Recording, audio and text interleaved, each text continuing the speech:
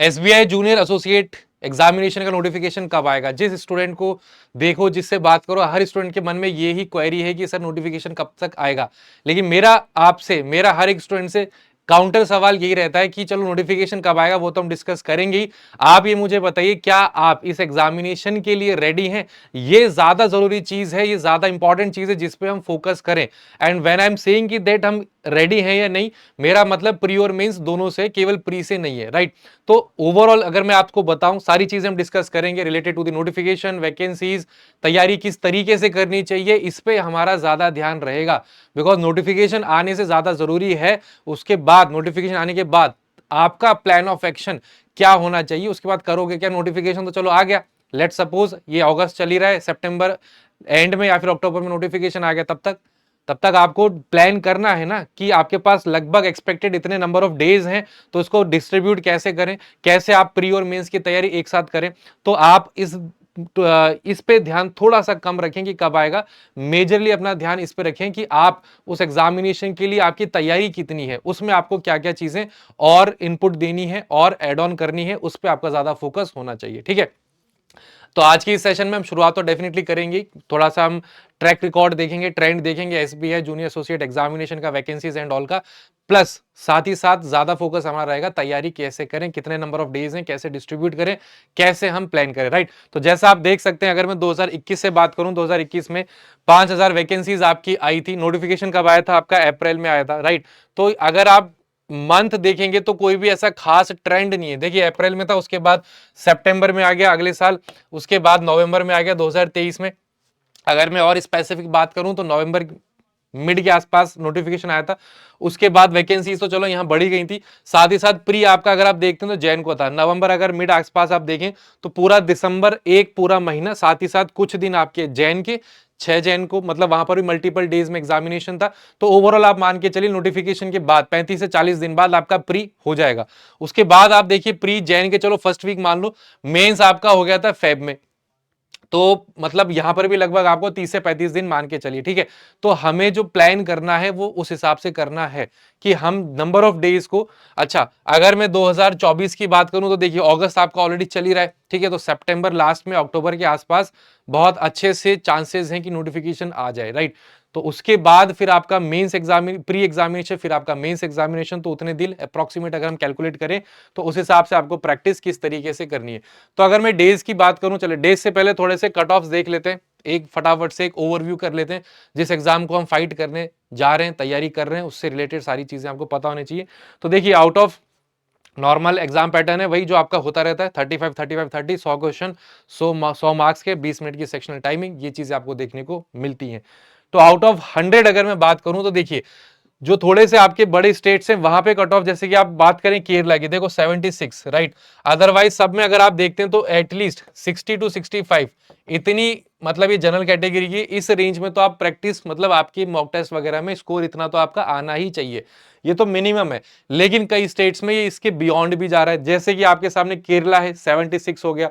उसके बाद अगली स्लाइड पे आप देखेंगे तो इसके आसपास इससे ज्यादा भी आपको मिलेगा, देखो 77 उड़ीसा, 70 आपका महाराष्ट्र, ठीक है, जो हाईएस्ट है। थोड़े अच्छे देख लेते हैं, 80 आपका वेस्ट बंगाल, बाकी सारे देखो 60 के, मेजरली 60 के रेंज में है, राइट। तो कम से कम आप अकॉर्डिंग टू द स्टेट थोड़ा वेरी करेगा, कैटेगरी पे भी वेरी करेगा, किस कैटेगरी से आप भर रहे हैं, तो आप वो चीज स्टूडेंट टू स्टूडेंट वेरी करेगा। तो आप उस चीज को नोट जरूर कर लें कि भाई मैं इस स्टेट से, इस कैटेगरी से फॉर्म फिल करूंगा तो लगभग इतनी कट ऑफ जाती है।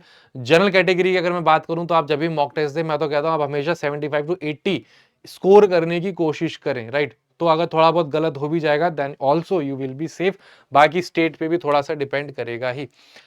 अब बात कर लेते हैं हमारा कोर्स ऑफ एक्शन क्या होना चाहिए। अगर मैं प्री की बात करूं तो लगभग आपके पास 80 डेज मान के चल लीजिए।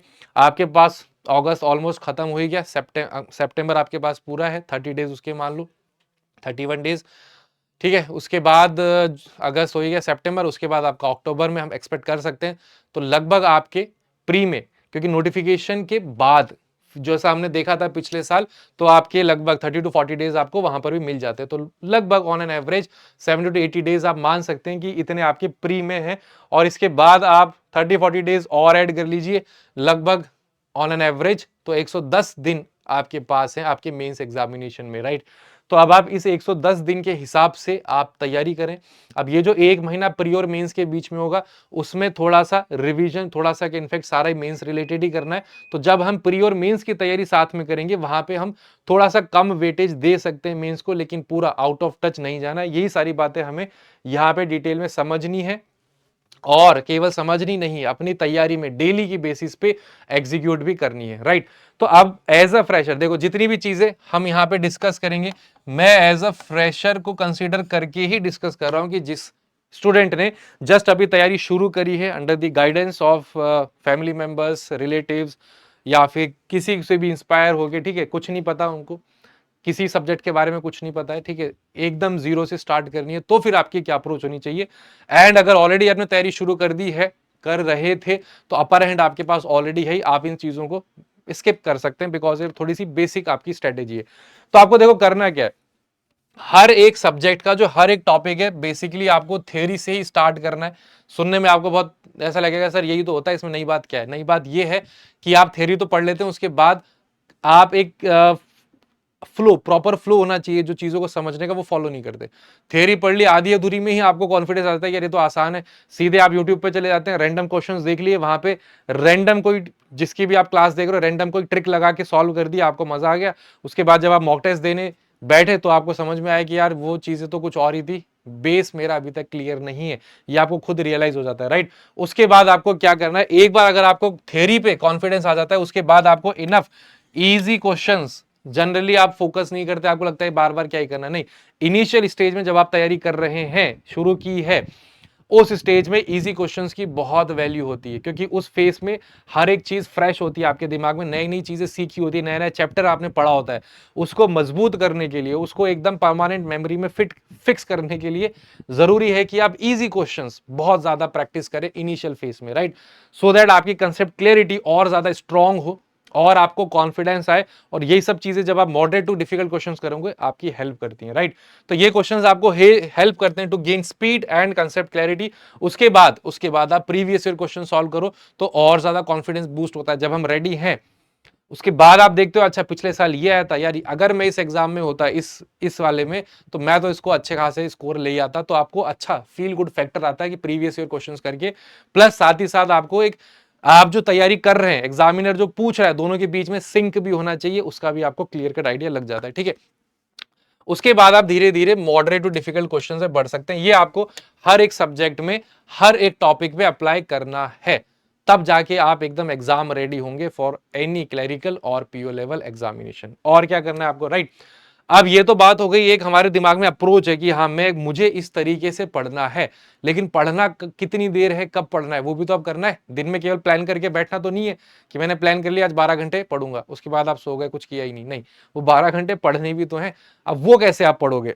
उसके लिए आप मिनिमम मिनिमम ये मिनिमम है 8 आवर्स अपने बिजी शेड्यूल से निकालिए। फिर से मैं बात कर रहा हूं, एज अ फ्रेशर, अगर आप ऑलरेडी वर्किंग है, still you can be fresher of course, आप पहली बार एग्जाम दे रहे हैं तो आपके लिए मुश्किल है, तो आपको कुछ और सोचना पड़ेगा कि कहां से टाइम बचा सकते हैं, कहां से टाइम निकाल सकते हैं। बट अगर आप घर पे ही हैं, राइट, हो सकता है आप वर्क फ्रॉम होम कर रहे हो, तो थोड़ा सा टाइम आपको मिल जाएगा। बट फिर भी कम से कम, बिकॉज देखिए दिन आपके पास कम है, ऑलरेडी आपकी तैयारी चल रही है, तो आप इन 8 घंटों की जगह 4 घंटे ही कर लो। बट मैं तो एज अ फ्रेशर कंसिडर करके ही चीजें समझा रहा हूँ। इन 8 आवर्स को आप 2-2 घंटे हर एक सब्जेक्ट के लिए क्वांट, इंग्लिश, रीजनिंग में डिवोट करें। Start picking one topic at a time, एक एक टॉपिक उठाया, फिर उस टॉपिक के साथ करना, किस तरीके से पढ़ना है ये हमने पिछली स्लाइड में देख लिया, basic, easy question, previous year question, then moderate to difficult question. Once you have finished, तो उसके बाद आप अच्छे खासे क्वेश्चंस जो लेवल में, उनको आप प्रैक्टिस करें, ठीक है। दूसरी इंपॉर्टेंट चीज देखो, आपको डेली बेसिस पे करंट अफेयर्स सेशन जरूर देखना है, डेली खुद के नोट्स बनाने, बिकॉज मेन हर्डल आप किसी से भी बात करेंगे वो मेंस एग्जामिनेशंस में आती है। एक बार आप एक फ्लो में बस प्री प्री प्री प्री लगे रहते हैं, उसके बाद आप एकदम से मेंस एग्जाम में जाते हैं, 20 से 30 दिन बाद कुछ खास तैयारी होती नहीं, फिर आपको रियलाइज होता है कि यार नहीं, इसकी अलग तैयारी करनी है। दिस मेंस का जो एग्जामिनेशन है, इट डिमांड्स सेपरेट प्रिपरेशन। एक महीने में मेंस आपका क्लियर नहीं होगा, पहले से आपको थोड़ा थोड़ा थोड़ा पढ़ना है। तो खासकर स्पेशली आपका ये जो जी करंट अफेयर सेशन है और आपका एडिटोरियल है, ये तो आपको डेली बेसिस पे देखना है और खुद के नोट्स बनाने करंट अफेयर्स वगैरह के, ठीक है। ये डेली हैबिट आप आज से शुरू कर दें। अब जब आप डेली 2-2 घंटे, जैसे कि हमने 8 घंटे की बात की, निकाल रहे हैं, तो उसमें से कोशिश करें कि कम से कम 20-25 मिनट या आधा घंटा, जैसे अगर मैं रीजनिंग की बात करूँ तो 1.5 घंटा प्री पढ़ लो और 15 से 20-25 मिनट मेंस के एक टॉपिक पढ़ लिया, हाई लेवल क्वेश्चन कर लिया, इसको आप आदत में डालो। वो और आगे हम डिटेल में मैं आपको बताऊंगा। तो उससे क्या है, साइमल्टेनियसली आपकी प्री मेंस की तैयारी चलती रहेगी। प्री की थोड़ी अच्छी चलेगी बिकॉज पहले वही है, वो क्लियर होगा तो ही तो मेंस में जाओगे। बट जो प्री और मेंस के बीच में टाइम गैप है, वहां आपको बर्डन फील नहीं होगा मेंस के लिए, बिकॉज आपकी तैयारी ऑलरेडी थोड़ी थोड़ी थोड़ी हो रही थी। अब उस फेस में आप थोड़ा सा फुल फ्लेजेड खींच के 8 घंटे केवल मेंस, तो आपका अच्छा खासा टाइम रहते हुए कवर हो जाएगा। ठीक है, तो before prelims make it a habit of giving at least वही कम से कम 20-30 मिनट कोशिश करो देने की आपके मेंस रिलेटेड टॉपिक्स को। स्पेशल प्रैक्टिस आपको इन चारों की करनी है, ये मैं आपको और डिटेल में आगे बता दूंगा। ठीक है, आज से फॉर एग्जांपल मैं रीजनिंग की बात करूं, आज से आप एक रूल बना लो कि भाई आज से डेली मुझे इनमें से कुछ भी एक करना है और रोटेट करता रहना। फॉर एग्जांपल आज मेरा मन किया कि चलो आज मैं एक सेट एलएसएन जो कोडिंग होती है, लेटर सिंबल नंबर बेस जो कोडिंग होती है, वो मैं करता हूं एक सेट, मतलब 4 से 5 क्वेश्चन हो गए, लॉजिक मिल जाएगा। कल मैंने क्या किया, कल मैंने एक मशीन इनपुट आउटपुट एक ही सेट कर लो। ठीक है, उसके बाद मैंने क्या किया, एक तीसरे दिन एक सेटिंग अरेंजमेंट या पजल मेंस लेवल का मॉडरेट डिफिकल्ट उठा लिया, बस एक एक ही कर लो, बहुत है। ठीक है, आप खुद देखना, आप इसको प्रैक्टिस करके देख लो, इस बार टेस्ट कर लो इस एग्जामिनेशन के लिए, एसबीआई क्लरिकल के लिए, बिकॉज बाकी की प्री तो हो ही चुके हैं ऑलरेडी, आप उसके मेंस की तैयारी कर ही रहो। इस एग्जाम के लिए एक बार ट्राई करके देख लो, फिर बताना ये काम करता ही नहीं करता। ठीक है, डेली बस एक सेट कर लेना, ऐसा नहीं है कि प्री भूल ही गए, वो तो चल ही रहा है। मैं अज्यूम कर रहा हूं कि वो तो आप कर ही रहे हो, 1.5 घंटे प्री की तैयारी, मॉक टेस्ट दे रहे हो, यहाँ से स्टडी नोट्स बना रहे हो, सेशंस वगैरह वाईटी पे देख रहे हो। ठीक है, उसके अलावा एक एक सेट इनके कुछ भी एक दिन उठा लेना, चौथे दिन 5 क्वेश्चंस कर लेना क्रिटिकल रीजनिंग के, 5वें दिन कर लेना 5 क्वेश्चंस ऑफ डेटा सफिशिएंसी, फिर इसके बाद फिर से आप एलएसएन रिपीट कर देना, उसके बाद फिर से आप मशीन इनपुट आउटपुट रोटेट करते रहना, किसी भी ऑर्डर में कर लो, एक एक बार सारे टॉपिक टच करने 5 दिन। उसके बाद आप देखना प्री और मेंस के बीच में जो गैप होगा ना, उस वक्त आप अच्छे खासे नंबर आपके आ रहे होंगे, कॉन्फिडेंस एक अलग लेवल पे होगा, और उस फेस में ज्यादा ध्यान आप देंगे current affair, daily current affair वाली चीजों में, बिकॉज वहां 6 से 7-8 महीने तक के करंट अफेयर पूछ लेते हैं। तो याद करने के लिए उस फेस में मेंस की तैयारी करने के लिए ऑलरेडी आपके पास बहुत कुछ है। एटलीस्ट आप रीजनिंग से थोड़े से रिलैक्स, थोड़े से फ्री हो जाओगे, बिकॉज यहाँ पे आपने ऑलरेडी साइमल्टेनियस तैयारी शुरू कर दी थी। ठीक है, इस चीज पे मैं बार बार थोड़ा सा इंफेसिस, थोड़ा सा यहाँ पे आपका ध्यान लाना चाहूंगा कि ये आप बस एक बार ट्राई करके देख लो, इसमें आपका नुकसान तो देखो कुछ नहीं है, आपका कुछ भी नहीं जा रहा, आपकी जेब से कुछ नहीं जा रहा, जहां से मर्जी है वहां से क्वेश्चन ढूंढ लो ना, ढूंढ लेना और प्रैक्टिस कर लेना। 10 से 15 मिनट लगेंगे, बाकी आप प्री की तैयारी करो, बाकी आप बाकी सब्जेक्ट्स पढ़ लो। रीजनिंग के लिए ये एक चीज एक बार करके देख लेना, फिर आप बताना मेंस में आपका अच्छा स्कोर आएगा या नहीं आएगा। मतलब आप चेक, मतलब ये फॉलो करके देख लो, फिर देखना कैसे नहीं आता है। ठीक है, बट वही बात है, चीजें तो हम सबको देखो सारी पता होती है, कोई उसको फॉलो कर लेता है, कोई नहीं करता। जो फॉलो कर लेता है थोड़ा सा लाइफ में उसको सक्सेस किसी भी टर्म में मान लो थोड़ा सा जल्दी मिल जाती है, जो नहीं करता उसको थोड़ा देर से समझ में आता है। तो देखो सक्सेसफुल हो गया या फिर जॉब हो गया, हर इंसान कमा के तो खाएगा, आज नहीं तो 1 साल बाद सही, लेकिन हाँ वो 1 साल चला जाएगा फिर। तो बेस्ट ये है, अच्छी बात ये है, एक बेटर ऑप्शन ये है कि विथ टाइम, टाइम रहते हुए आप इन चीजों को समझ लें, फॉलो कर लें, so that will be best for all of us.